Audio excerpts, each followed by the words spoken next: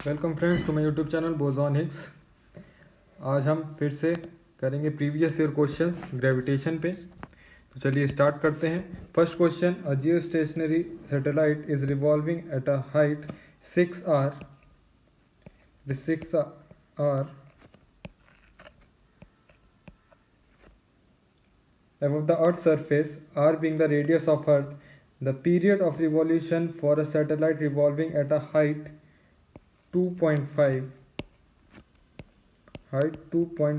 r above the earth surface will be। इस अर्थ का हमें टाइम मतलब इस सैटेलाइट का हमें टाइम पीरियड निकालना है। इट इज़ टी डैश मान लेते हैं, और इसका जियो स्टेशनरी सैटेलाइट है पहला वाला, तो इसका टाइम पीरियड कितना होगा? 24 आवर्स होगा। जियो स्टेशनरी सैटेलाइट अगर लिखा हुआ है तो उसमें टी हमने 24 आवर्स ले लेना है, ठीक है। तो हमें पता है Kepler's law, T square proportional to R cube, distance R. तो लगा लेते हैं इसको, T square upon T dash square कर लो, और यहाँ पे आर की जगह क्या आएगा? R plus this H is 6r, तो 6r का whole cube upon R plus 2.5r whole cube. इसको सॉल्व करेंगे तो 7r divided by 3.5r whole cube, r से r cancel, that is 2 to the power 3, and this is T square upon T dash square. हमें value T dash square की निकालनी है, तो T dash square is 24 hours है, okay. 24 our का square divided by 2 cube. 2 cube की जगह हम क्या लिख सकते हैं? 8 लिख सकते हैं। 2 क्यूब इज 8। इसका क्या ले लें? स्क्वायर हटाना है तो अंडर रूट ले लो, तो टी डैश इक्वल टू 24 और 8 की पावर क्या आ जाएगा? मीन्स √8 लिख लो इसे। √8 सॉल्व करेंगे 24, √8 को क्या लिख सकते हैं? 2√2 लिख सकते हैं। सॉल्व करो तो यहाँ से आ जाएगा 6√2 आवर्स, ठीक है। हमारे पास ये हो गया आंसर 6√2 आवर्स। तो ऑप्शन डी इज करेक्ट है, ओके। तो यहाँ पे बस एक चीज़ थी, जियो स्टेशनरी सैटेलाइट, उसका टाइम कितना होता है? 24 आवर्स। बाकी हमारा वही पुराना केपलर्स लॉ यूज़ करके आगे कर देंगे। चलिए next, the orbit of Jio stationery satellite is. कैसा होता है जियो स्टेशनरी सैटेलाइट? वो होता है इलिप्टिकल, ठीक है। सर्कुलर नहीं होगा, कैसा होगा? इलिप्टिकल। केपलर्स लॉ में बोला गया है, तो option B is correct.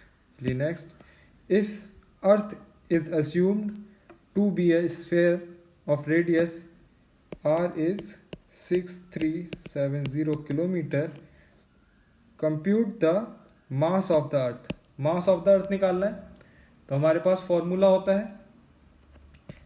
Force का, क्या होता है? Gravitational force G_MEM upon R square. Mass of Earth, अगर कोई मास m अर्थ पे रखा है तो वो कितना फोर्स लगाएगा? एक जो हमारा नॉर्मल रिएक्शन होता है वो कितना होता है? F इक्वल टू mg, जो हम प्रीवियस चैप्टर्स में पढ़ते आ रहे हैं लगातार न्यूटन्स लॉ में, F equal to mg। And अगर हम ग्रेविटेशनल फोर्स की बात करें तो this mass small m and mass of Earth, ये कौन सा फोर्स लगाएंगे? F equal to G_MEM upon R square. तो इस F के इक्वल टू हम क्या रख देंगे? mg equal to G_MEM upon R square. ये मास ऑफ अर्थ है me, तो m से m कैंसिल, तो यहाँ से me हमें निकालना है me की वैल्यू, तो me हमारे पास कितना आ जाएगा? re square into g small g upon में कैपिटल G, ठीक है। वैल्यूज पुट कर दो, सारी वैल्यूज दी हुई है हमें।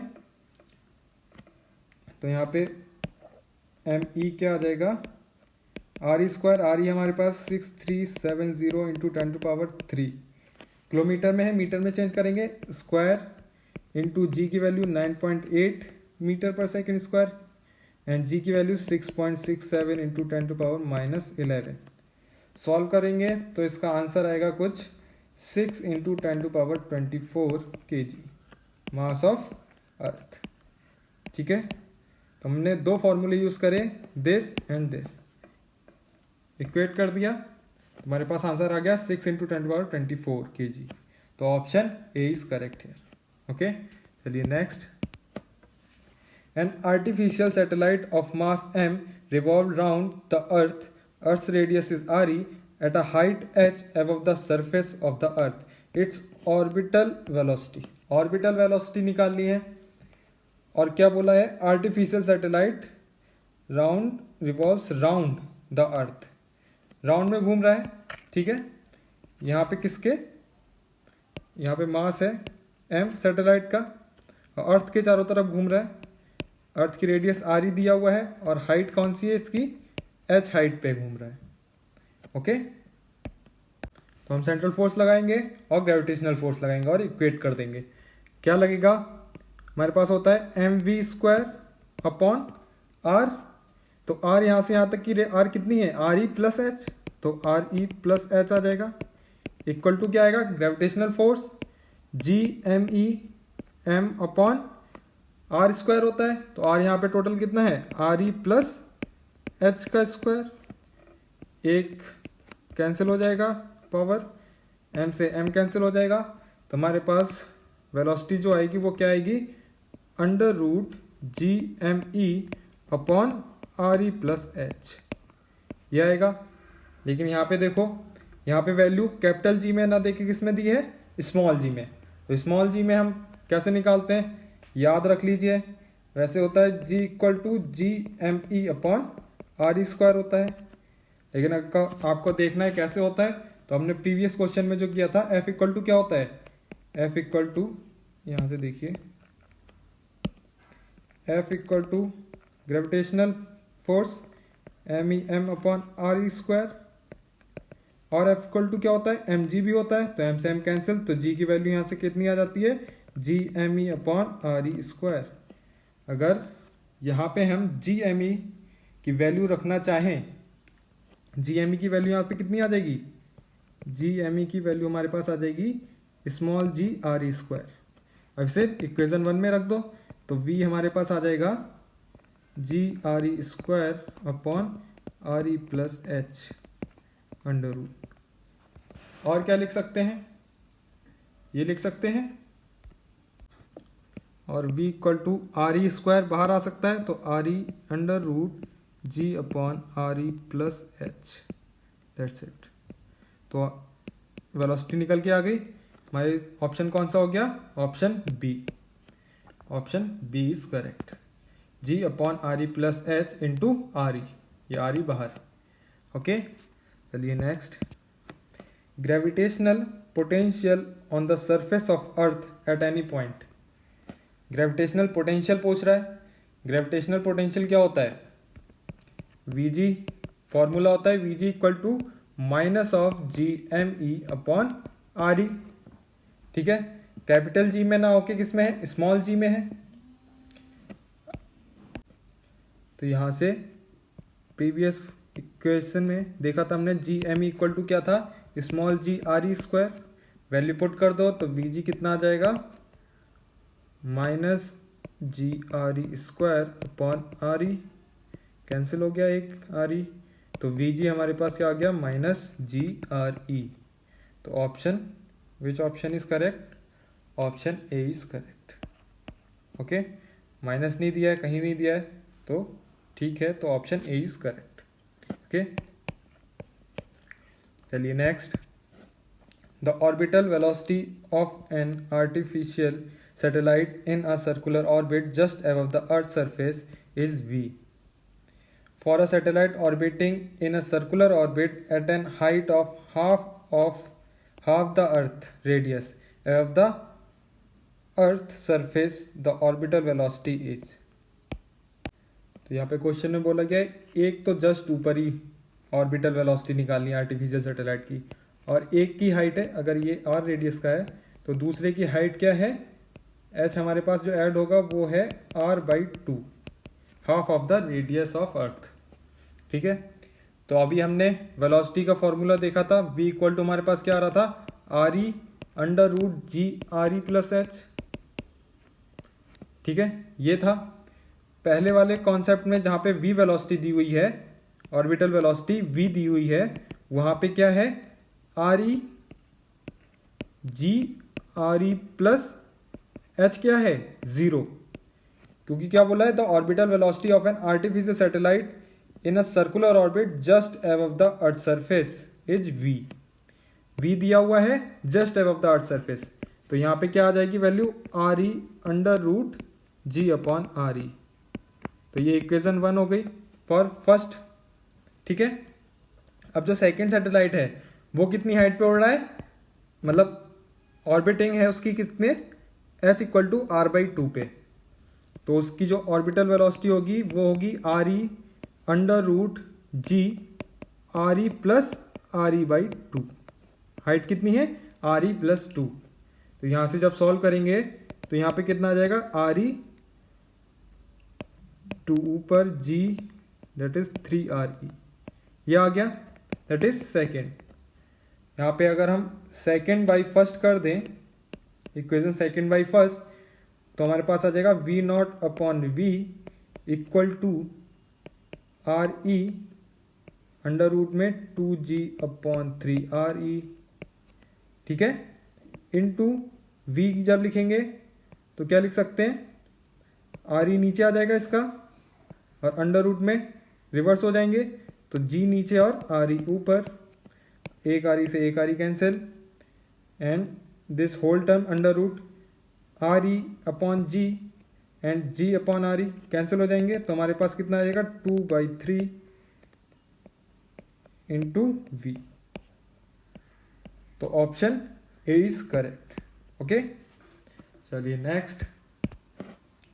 To satellite A and B of the same mass are orbiting the Earth at altitude r and 3r respectively, where r is the radius of Earth, assuming their orbit to be circular. The ratio of their kinetic energy is। Kinetic energy का ratio पूछा गया है, हमें height दी हुई है r and 3r। तो kinetic energy का formula होता है हाफ Gm/r+h। फॉर्मूला पता है कहाँ से आता है, नॉर्मली क्या होता है, हाफ mv² होता है। v² क्या था, v की वैल्यू क्या होती है, √Gm/r+h, ये होता है। तो ये v की वैल्यू अगर हम इस फॉर्मूले में रख दें तो हमारे पास क्या आ जाता है, काइनेटिक एनर्जी आ जाएगी, सिमिलर दिस। तो ये हमारे पास काइनेटिक एनर्जी का फॉर्मूला हो गया। ये काइनेटिक एनर्जी का फॉर्मूला हम लगाएंगे और KAN/KB का वैल्यू निकल के आ जाएगा। तो लगाते हैं हाफ Gm/m, पहला का हाइट कितना है, r है, तो r+r हो जाएगा, अपॉन KB का हाइट कितना है, Gmm, r+3r है। सॉल्व करेंगे क्या आ जाएगा, 1/2r into 4r/1।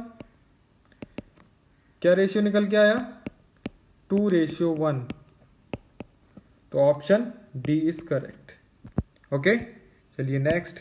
To satellite A and B are revolving round a planet P in a circular orbit having radii 4r and r respectively. If the speed of satellite A is 3v, then the speed of satellite B will be। B satellite की velocity पूछा है, height दी हुई है और बोल दिया है circular orbit है, तो वही mv²/r लगेगा। सेंट्रल फोर्स और ग्रेविटेशनल फोर्स इक्वल कर दो, क्या आएगा हमारे पास, r², m से m कैंसिल, एक r से एक r कैंसिल, तो v की वैल्यू कितनी आ जाएगी, Gm/r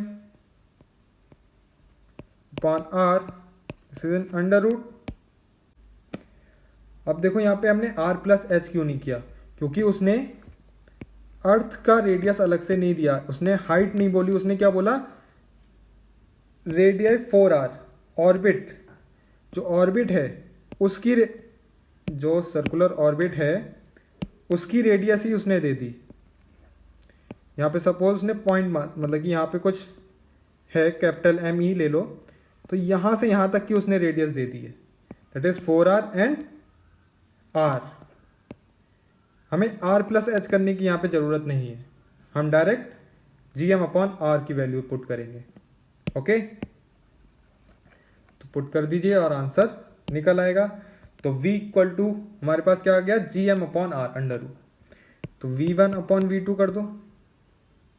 ओके, v1/v2 करेंगे या फिर va/vb करो ना। va/vb क्या आ जाएगा, v हमारे पास gm/ra इंटू rb/gm, gm से gm cancel, under root rb/ra। rb की वैल्यू कितनी है, rb की वैल्यू है जस्ट r एंड फर्स्ट की है 4r अंडर रूट, तो r से r कैंसिल, तो va इक्वल टू क्या आ गया, सॉरी v/vb इक्वल टू आ गया हमारे पास 1/2। हमें वैल्यू किसकी निकालनी है, b की, तो vb इक्वल टू क्या आ जाएगा 2 इंटू va, और va की वैल्यू क्या दी हुई है 3v, तो 2 into 3v equal to 6v। तो सैटेलाइट बी की हमारे पास स्पीड आ गई 6v, तो option B is correct. Okay, ये next, how many times the orbital speed of a satellite be increase so that it escape the earth's gravitational field. तो हमें पता है escape वेलोसिटी क्या होती है, ve under root 2 into orbital velocity.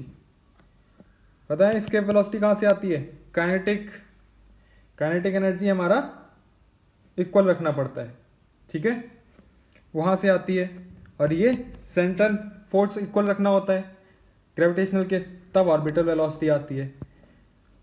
तो बोला गया है कि दिस ऑर्बिटल वेलोसिटी को हम कितना इंक्रीज करें, अच्छा पूछा गया है कितना इंक्रीज करा जाए, it escape the earth's gravitational field, तो v नॉट को हम कितना इंक्रीज करें कि वो स्केप कर जाए, ठीक है, स्केप वेलोसिटी में कन्वर्ट हो जाए। तो अंडर रूट 2 टाइम्स अगर कर दें तो हो जाएगा वो स्केप। अगर v नॉट को हम अंडर रूट 2 टाइम्स इंक्रीज कर दें तो वो स्केप वेलोसिटी में कन्वर्ट हो जाएगा। तो इसका मतलब क्या हुआ, अंडर रूट 2 की वैल्यू क्या होती है 1.41। ओके, तो ये होती है, अगर इसका परसेंटेज निकालें तो हमारा क्या होना चाहिए, तो यहाँ पे अंडर रूट 2 की वैल्यू 1.41 है, तो सीधे सीधे ऑप्शन बी इज करेक्ट, ठीक है। Under root 2 times orbital velocity कर दोगे तो वो स्केप वेलोसिटी में कन्वर्ट हो जाएगा। ओके, तो next, the orbital speed of a satellite near the surface of the Earth is v। If this speed is increased by 41.1%, the satellite will be. तो पहले वेलोसिटी v थी, increase करा तो वो कितनी हो गई 41% इंक्रीज कर रहा है, तो v का 41.1% कितना हुआ, ये हुआ v का 41.1%।